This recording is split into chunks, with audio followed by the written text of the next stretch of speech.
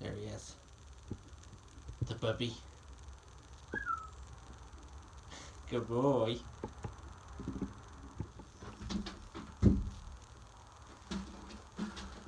Alright.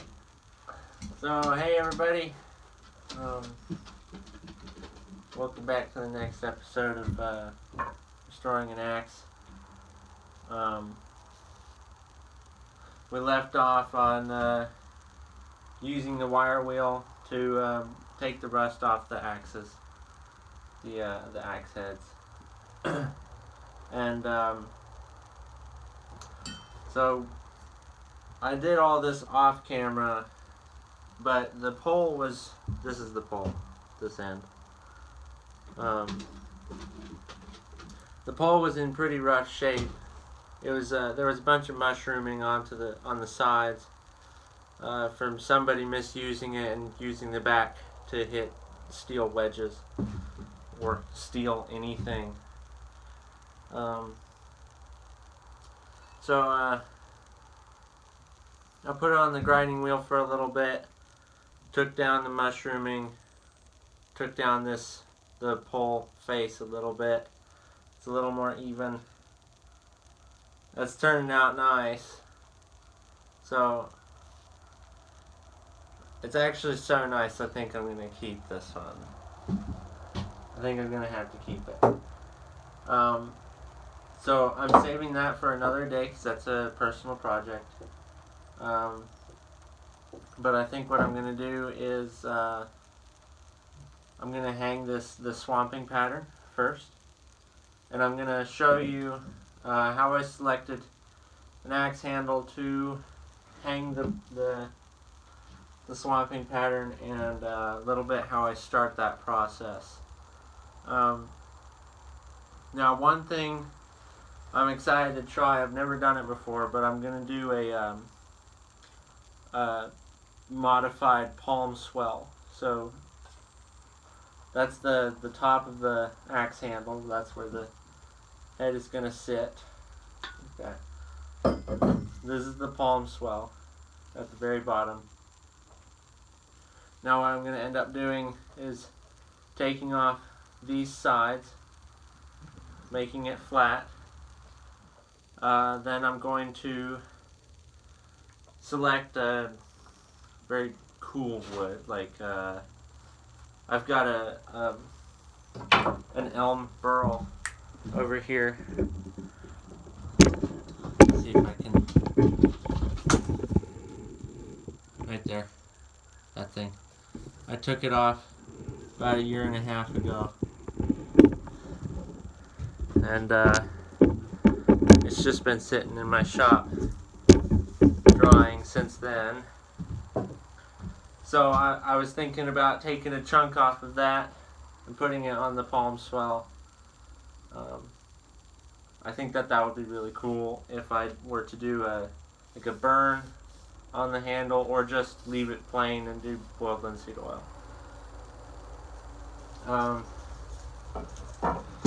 So I guess I'll go ahead and, that's my dog. His name is Scout. I guess I'll go ahead and get into the process of showing you how I selected a handle. And I've only got 2, so I can only choose from 2. However, there are some things that go into choosing the best handle. Now, a lot of people will say that the grain orientation on an axe handle is really important. And that you always want to have the grain orientation here. I'm going to watch from this side. The grain orientation be running this way, so that when all that compression from hitting it or swinging it or anything, whenever that happens, it sends shock waves down to the end, to the pole. Now everybody says you need to have grain running in that direction, but I have it running horizontally in this situation, and people will say that it will split, like almost like a springboard. It'll just bend and warp and then split. I've never had that happen. Although I prefer to have the grain running vertically, only because I like the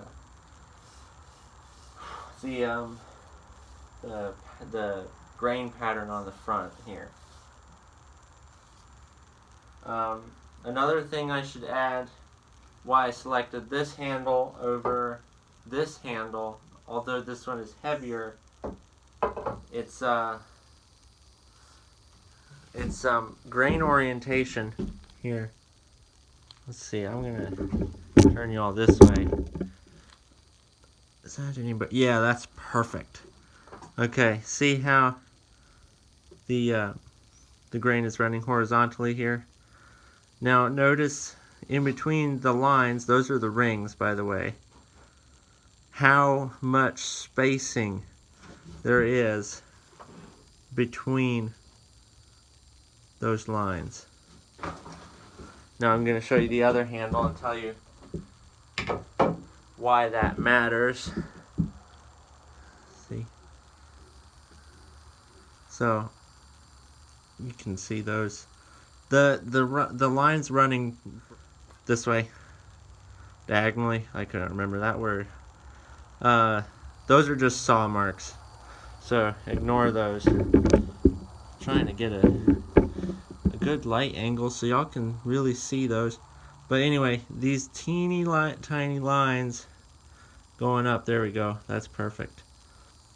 Those are really packed in, packed in tight. Now that's part of the culprit to that springboard effect, ironically. They're all like really packed tight in there, and when a shockwave goes down, it affects all of those layers and then just causes it to ripple and then end up splitting. But if you have real open grain, it's got softer wood in the center, so it's going to absorb and spread out as much energy and force as possible. So it's almost like trying to think of a good example. Like if you were to kick a fully inflated soccer ball versus a deflated soccer ball. So if you kick the fully inflated soccer ball, it's going to go really far. If you kick the deflated soccer ball, it's just going to kind of sit there and warp around your foot, because it's going to absorb all of the energy from the kick. So that's what's happening when you have real open, wide grain, is it's absorbing all of the energy and not forcing any kind of cracking or splitting. So if you have really wide grain and the grain is running horizontally, then you won't have to really worry about a big split like that. Sorry, it's so humid down here.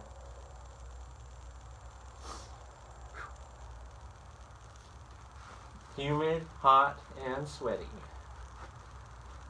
Yeah. Okay. I'm going to put some things away, and so another thing I should add, these handles. Oh, I was supposed to show you. Okay. So these are beaver tooth handles. These are some of my favorite handles, and they come a little too thick for my liking, only because it's a little uncomfortable on the hand. So I'm gonna have to slim them down, but they're so affordable. They're a great price for a good handle, and some other brands. Well, I really only know of the other one, and that's Whiskey River. They make really good handles, but they're they're better quality, so you're definitely paying for better quality. But these Beaver Tooth and the Whiskey River are the same quality wood. It's just how much time goes into making the handle itself. So it really just depends on how much work you're willing to do and how quickly you're wanting to hang the axe. So, if you were to get something like this and you're not necessarily happy with the handle profile, then you're going to have to put some work into it. Just in my experience. Obviously, y'all can do whatever you want, but I guess we can go ahead and get started. Okay. Now, we're going to work on actually preparing the handle to hang the axe head. And I'm sorry if I talk slow.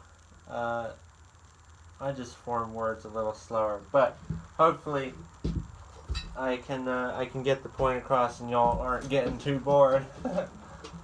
Okay, so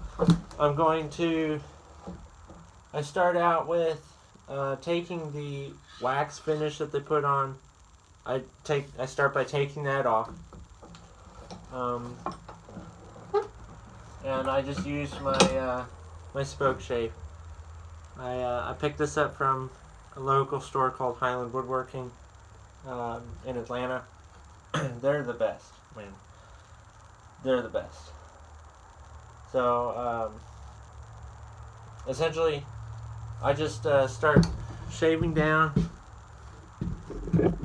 going with the grain. So I'm gonna start right there. One thing that's important, if you want to get a good hand feel for an axe, is generally for a double bit axe handle, you're going to want to take down these sides of the handle like dang near close to the width of the whole head. And part of the reason why you do that is so if you do get a glancing blow or as you're chopping wood and this part of the handle is far enough into the trajectory of the wood, it can really tear up these sides. But if it's the same width as the axe head itself, you're not going to have that problem because it's already splitting that wide.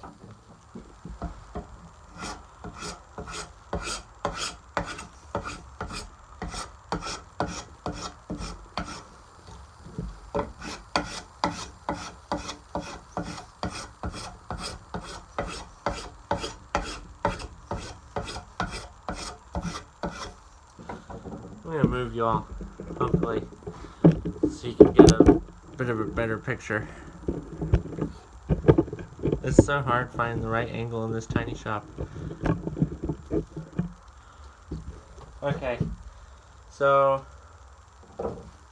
y'all might not be able to see it because of the camera, but I'm starting to get some tear out here. And tear out is like, it's when you're shaving the wood the wrong way. So if you think of how a tree grows, it grows up and it adds a new layer from the bottom up.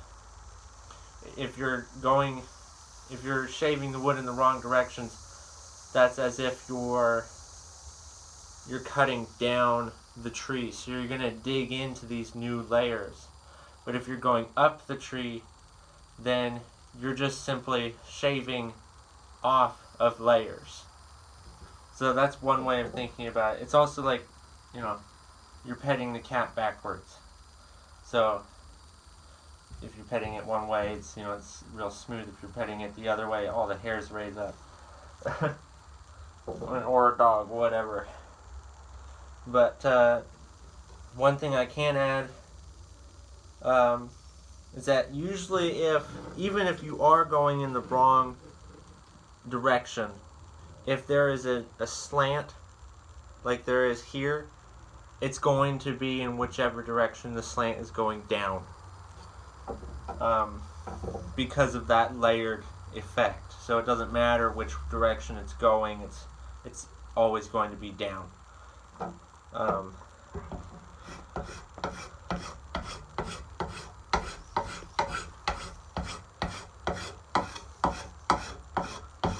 And I'm definitely going to be taking down these sides, this side, because it's a bit beefy, you know? It's a little too big. Even for my hands, it's a little too big, too uncomfortable.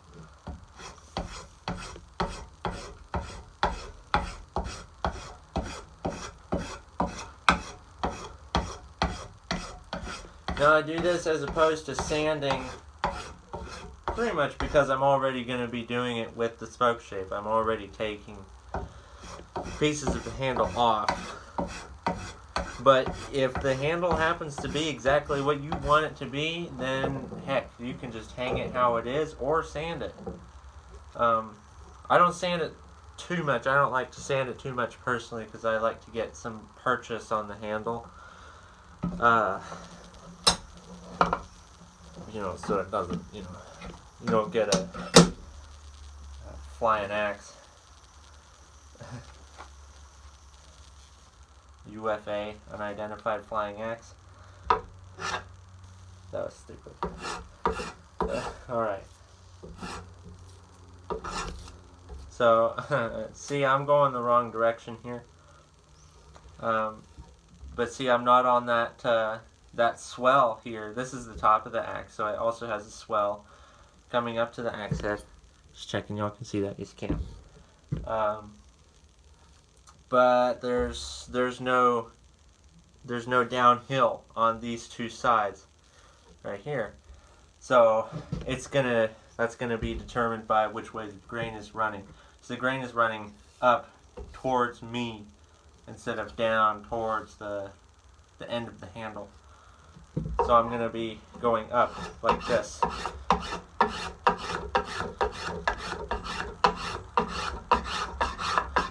And I'm not too afraid of really just getting in there right now, because I've got so much more wood to remove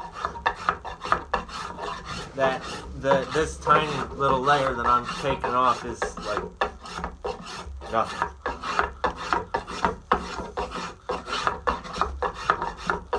And right now I am purely taking off the wax finish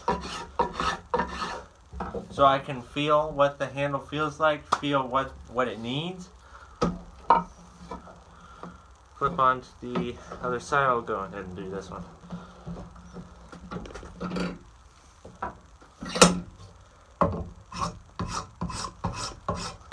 Again, not going in the wrong direction in this case, only because there is a downhill.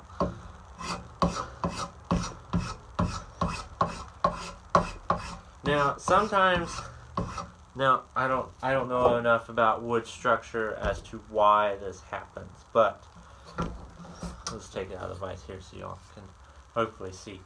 Now, on one side of the axe handle, you can be going in the wrong direction. As in, if you were planing down, you would be tearing up. But on the other side, if you were going down, sometimes you're not tearing up. So it's really hard to tell until you actually touch steel to the wood. But in this case, let's see, I can't remember which side I was working on. That's pretty silly. This side. This one. Alright, there we go. Yeah.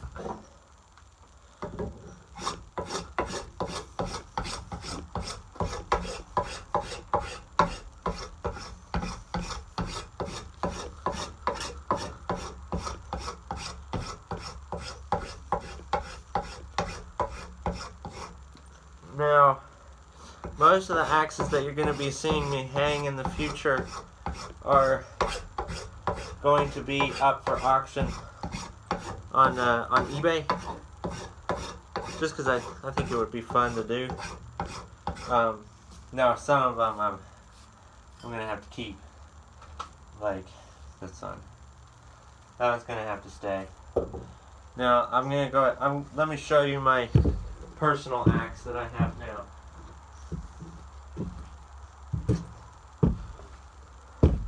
This is well, I can't remember what this one is. I think it's I'm knocking stuff all over the place. I'm pretty sure this one is an American handle, or sorry, not a handle, Jesus. An American axe head on a beaver tooth handle, and it's a jersey pattern. This is a jersey. And the main difference between a jersey and a rockaway is this swooped bottom. How it's not pointed. It's real smooth. And I'll go into different patterns in a different video. You know, I kind of have a rule right now because I'm still beginning at this, that if I keep one, I give one. So because I'm keeping the rockaway pattern, I'm going to be selling the one I just showed you. Most likely. Can't guarantee it.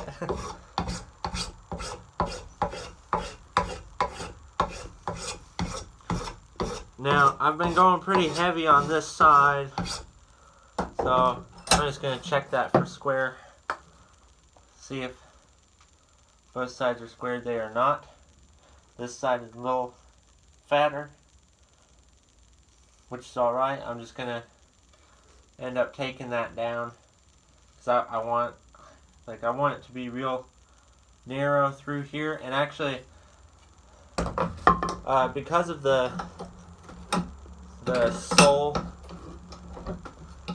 of the spoke shave, it's just large enough to where as you're going down the wood, it's not going to dip too much. So I use a set of some wood shaping tools.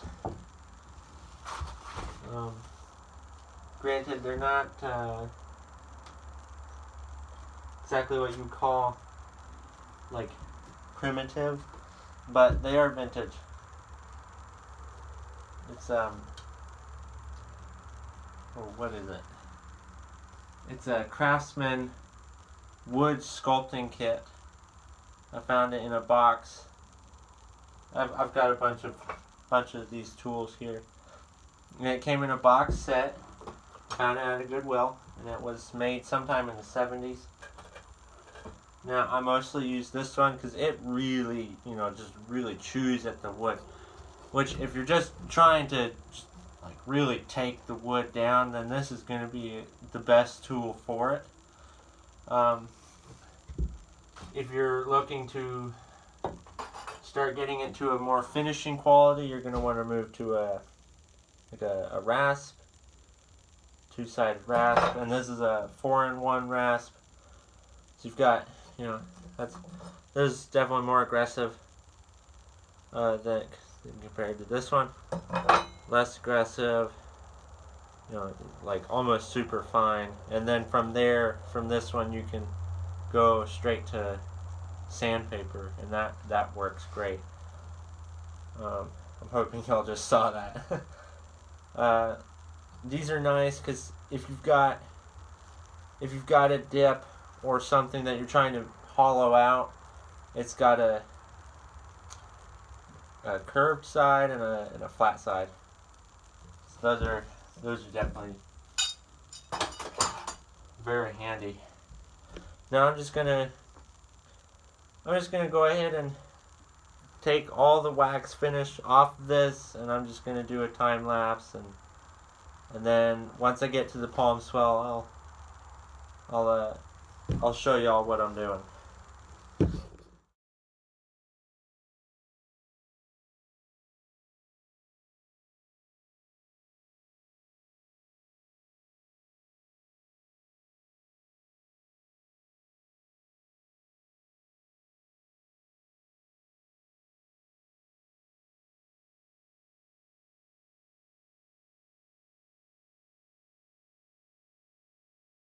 I got all the wax off, all the wax finished.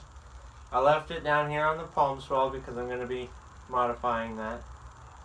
And I just left it up here because I'm probably going to be, most of this wood is going to go away anyway. So I was pretty much just working on the handle, getting a feel for what I want it to feel like. Excuse me. Man, it's hot down here. Unfortunately, I'm not actually going to be able to modify the palm swell until I get it to the exact size that I want, like how I want everything to feel up here and down. So I'm probably going to leave that for another episode, another video, and then I'll work on the palm swell. So far it's looking really good. Looking really good. So I'll probably see y'all in the next episode, maybe tomorrow or something. I'll see y'all soon. Alright. Again, thank y'all for watching. I really appreciate it. And stay happy.